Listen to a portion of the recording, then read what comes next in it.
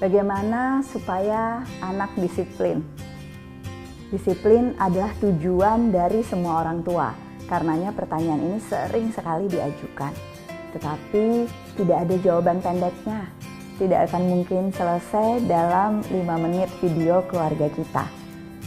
Kabar buruk lainnya, proses menumbuhkan disiplin anak bahkan butuh lebih dari 5 tahun lamanya. Kenapa? Karena kemandirian berkait dengan aspek perkembangan. Jadi kita butuh strategi-strategi yang berbeda tergantung usia anaknya. Strategi yang berbeda itu ada ratusan jumlahnya. Kita perlu kesepakatan bersama, ada peraturan yang sama-sama difahami di rumah. Tetapi yang seringkali saya temui, orang tua sesudah sadar bahwa peraturan itu perlu, seringkali tidak konsisten dalam menerapkannya. Biasanya bilang ke saya sudah coba Mbak Ella. Berapa lama cobanya? Itu yang selalu saya tanya. Jawabannya biasanya 2 hari atau 2 minggu saja.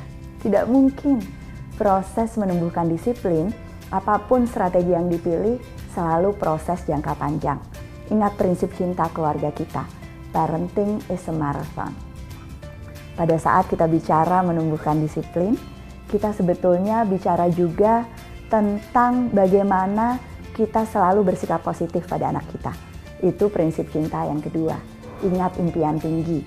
Anak yang punya masalah bukan sedang ingin membuat susah hidup orang tuanya, tetapi sedang menyatakan kebutuhannya.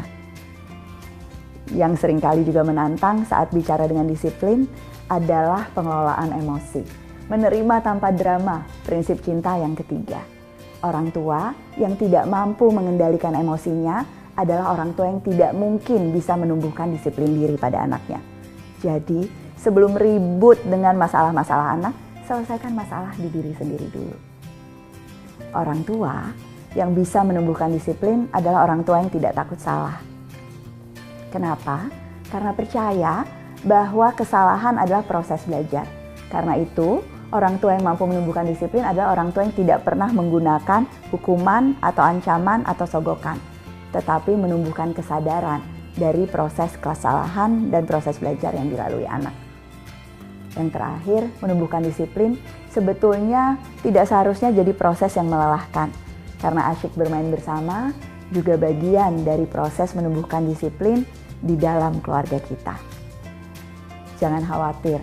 Walaupun menumbuhkan disiplin pada anak tidak mudah, tetapi ini adalah proses yang sangat berharga untuk seluruh keluarga, yang seringkali membuat menantang karena kita tidak punya pengalaman untuk menggunakan strategi-strategi disiplin positif yang sebetulnya lebih efektif. Sehingga banyak orang tua yang mengambil jalan pintas, mengambil proses-proses disiplin yang tidak membantu kita mencapai tujuan atau orientasinya negatif. Atau percaya pada langkah-langkah instan, 5 langkah agar anak disiplin, cara untuk mengubah anak di dalam 1 minggu atau 1 bulan saja. Jangan percaya pada jalan pintas.